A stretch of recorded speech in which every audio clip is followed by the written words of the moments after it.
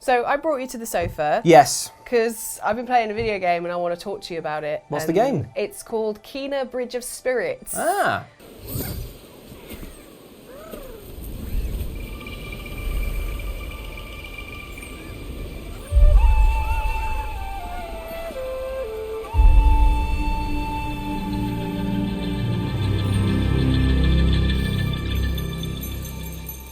And you are Xtra, and you are like a bridge for the spirits. So basically, I see how they came up with the title. Yeah, she goes to this old village that is it's abandoned. Spirits around there, but they're corrupted spirits. You go and find things that are important to them, bring them together, and then summon them and have a fight with them. Okay. And then send them on to the other side. So the idea is to help ghosts transition to the other side semi-peacefully. Yes, semi-peacefully. Hurt them a bit. Hit them. Gotta hit them a bit. There's this kind of concept behind it where, like, when a person in this world passes on, there's a mask made for them that they kind of like hang up in this area, and then gradually, as it rots away, that symbolizes like their movement into the next life. For each spirit that you save, you have to get a mask, and then you use it to kind of unlock the area bit by bit. It's very kind of old school, so kind of open world, but very linear still. Whoa. Which is really fun. Explain that. So basically, there's a village in the middle, and then there's little arms. So you kind of go off that way, heal a spirit over there. Okay. Go off that way, heal a spirit over there. Go off that way, heal a spirit over there. Resident Evil Village. Yeah, exactly. And then by the end of it, Hub you've world. got this whole area that you can really explore. You haven't spent ages just wandering around. Yeah, the game exactly. is like, will guide you through everything. Kind of guided through, and I really, Good. You know, as I've gotten older, I've found that I just find open world games a bit kind of like of a slog sometimes. Yes. Like this one, it was like every new little branch you went on, you got a new thing that you could try, and I really enjoyed that. I really prefer games that end up kind of being an entire tutorial in and of themselves. Yeah, I know what you mean. You're constantly learning new things, and it varies the gameplay, and I really enjoyed that. The Metroidvania model. It's very where Metroidvania. It's like constantly paced upgrades. And there's a lot of like collectibles hidden around the place as well with that. So your favourite? Right, yeah. So you've got these little creatures that you collect are called the Rot, and they help you in fights. So you can kind of be like, go do that, and they'll pin down a monster. Or that's cool. You can power up your bow shot. Like you eventually get a bow, an arrow. You have like this staff. Yeah. You meet this archer, and he's like, oh, and you can like pull back this like spirit thing, and your staff becomes a bow, and it's really clever design. It's really cool. That sounds very clever. I'm trying to think of another game that does that kind of thing, where like you can like dispatch mobs off in an action game to sort of. It's a little bit like kind of like Mass Effect, but cuter. Pikmin? Although Garrus is Pikmin? cute. You know, in Pikmin you can like... You kind of like, you go do that, yeah. But you have to build that up. So if you get a good hit on something, you destroy an enemy, you can use the Rot to, you know, so you can't just like spam them on everything. Can't spam the Rot. Yes, exactly. The Rot themselves are not the only collectible. You've got these gems that you collect, and you collect these so that you can buy hats. I see. Okay. You can buy little hats. Sounds like not for could... Xtra. Yeah. Not for Xtra. Oh, for the little Rot. For the Rot. And it's so cute.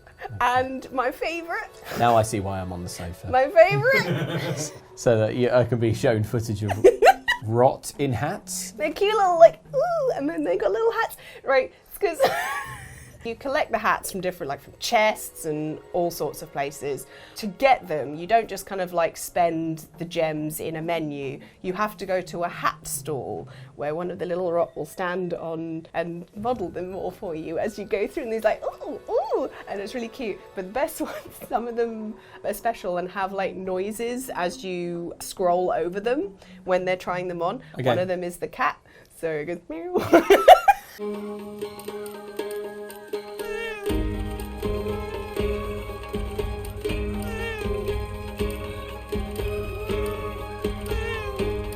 Really cute, and there's like a little samurai one where it's like a little gong, and it's like, oh, that's so cute. There's also a hat that I think you would appreciate. It's a little dinosaur hat, and it looks like the dinosaurs like. Do the hats confer any sort of combat advantage? Are they purely cosmetic? No, purely cosmetic. So if you're watching at home and you're thinking, I want to skip all these hats, you can. You can do that. But I recommend can't. you don't. I can't skip the hats. It's nice because they all basically are like very similar character models. So eventually you're like, oh, it's the little one with the mushroom on his head. Oh, look, who's that? And you kind of like... It's like the equivalent of naming them. Individualise Can they them, die? Yeah. No. That's good. They just follow you around, and like if you walk in the water, they all start swimming around you, and they're like, "Arr, arr," and it's very cute. There's to increase your health bar, you meditate. You find meditation spots, okay, and it increases your health as you're doing it. They sit and meditate with you, like they sit around, and there's nice. Cute photo mode, so you can take cute little pictures of them being like. Would you say that the rot are the main selling point of the game? Yeah, I think they're one of the top ones. They're adorable. They're actually very, very useful in battle. Oh, thank you. Most of your abilities are kind of like extra things that you can do with the rot, and like adds different layers to the combat. Puzzle solving, so like there's special like bits that you can like move blocks around, so you can like create ways up to things. There's also this very cool thing, you clear an area, grow this special plant, get the rot to go into like this water thing, and then they turn into like this beast. It's like a cat face, tigery looking thing. Yeah. And then it like wiggles around and you use it and it clears up all the corruption in that area. All right. They actively help you in clearing the village and bringing it back to what it used to be. Look a little bit like they're giving me the vibe, How to Train Your Dragon. Oh yeah, and that. Yeah, and very Toothless. much toothless. Yeah. Very, very cute. Okay, so it sounds cute, but I can get a cute game in many places. I'm like, I've got many game publishers trying to make me squee over their cute things. Yeah. Why would I choose to put my valuable time into this game over anything else? It's also quite hard.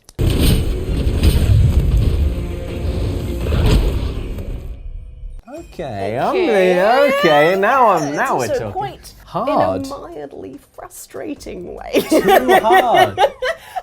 It's not just hard, it's too hard. Slightly, just here and there. So while playing this game, we have been streaming Dark Souls 3. Yes. And I'd also just finished playing Horizon Forbidden West. Mm-hmm. So like I had a very kind of particular two fairly different types of games, but like both had their tricky moments. Kena was the one that I swore at the most. Okay. There's actually genuinely, last night before recording, I tried to finish off the final boss. And not spoiling what it is, it's a multi-stage...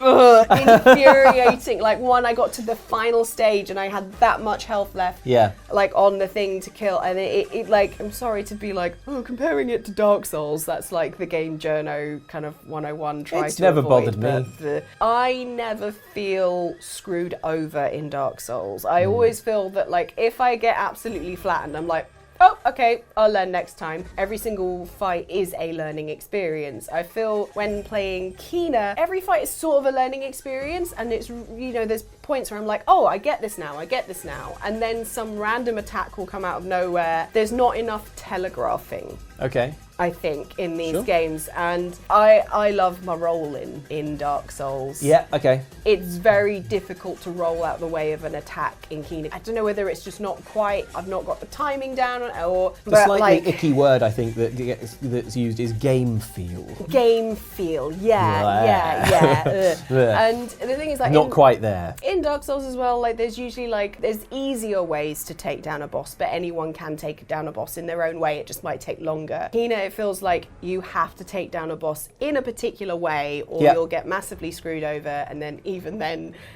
it's not fair always. The other problem is that I've realised that I love in Dark Souls, you do have that thing where you walk from the bonfire back to where the boss fight is. Yep. And that's kind of like a good cool down. It's annoying because you've got to do all that again, but I find a lot of the time it's a cool down and I'm doing something. As long as you don't have to walk too far. No. But Kena, like, you'll be kicked out to just before the boss. Sometimes a little bit further, sometimes the checkpoints aren't always brilliant. And I suppose this is to give you the option to be like, no, I don't want to do this right now, I'm going to go level up. But what it means is every single time you go back, it auto plays the cutscene again, which you can skip, but you have to wait for it to start. Skip it again, and then this final boss has so many stages, and it's just like that took me 20 minutes to get that far. You don't want to do a 20-minute boss fight twice, do you?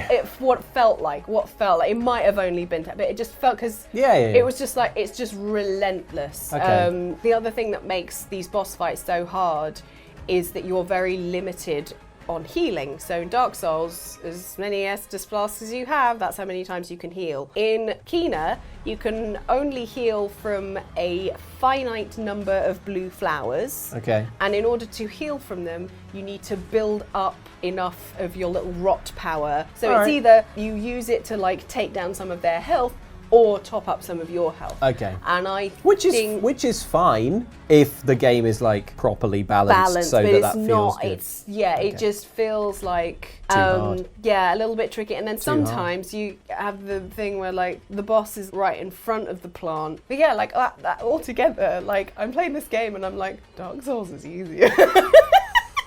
Dark Souls is easy, for me at least. Yeah. And also the thing is with Dark Souls, there's way more variation. So in each area you're playing different, like you fight different enemies in a Dark Souls game. And they sort of do that in Kena. Like as well as the big boss fights, there's a lot of these little kind of like mini things. And as you go into new areas, there's new creatures that fight you and are unlocked.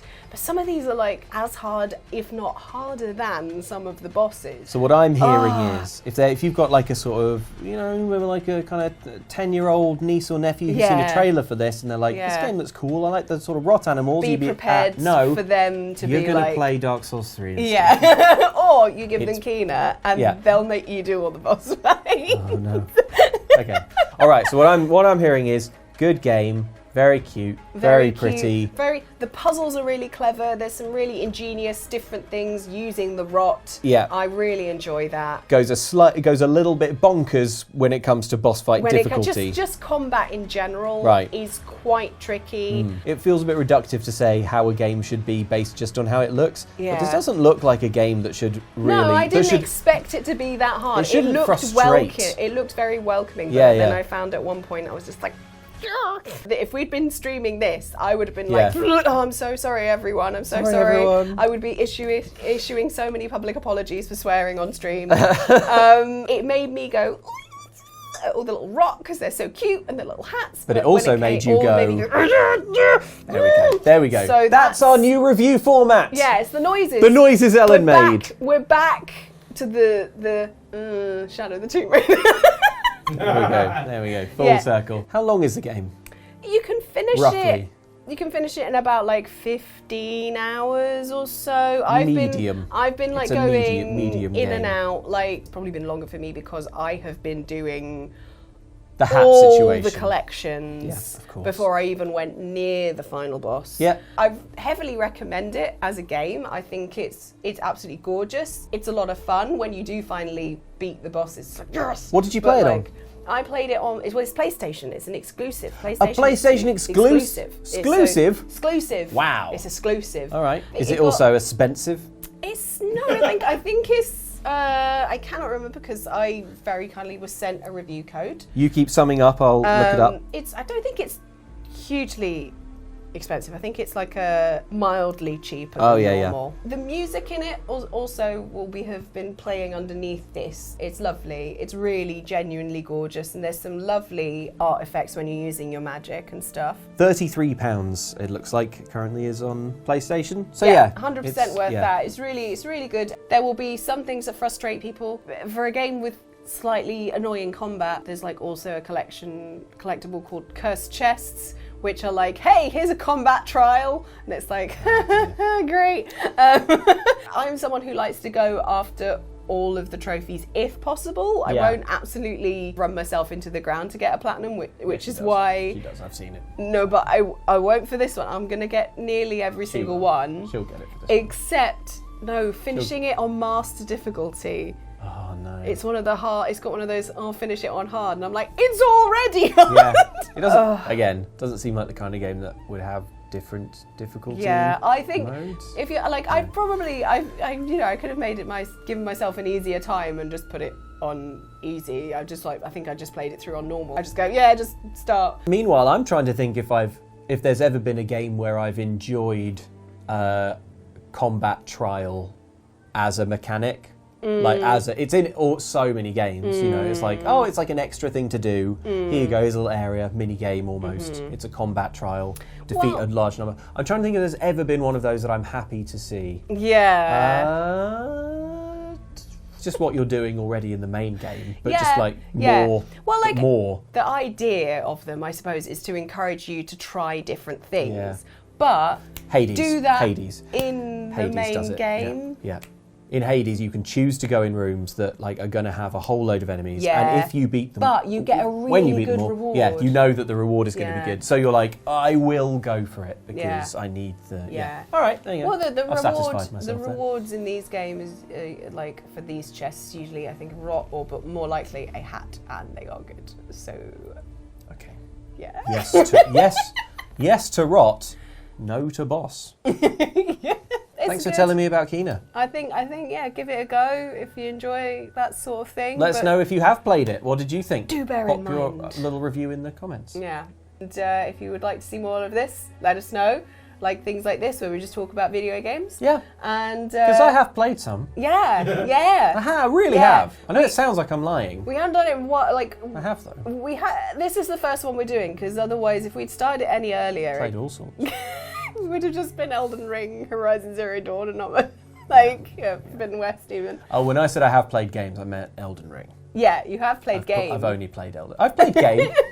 I'm a big fan of video game. Big fan of video Yeah. games. Oh, my favourite hobby. I love video game. The Elden Ring one. I'm gonna go back now to try and finish off the last boss and buy some more hats. All right. Yeah. I'm not going to do that. Sounds hard. Thanks for watching. Bye.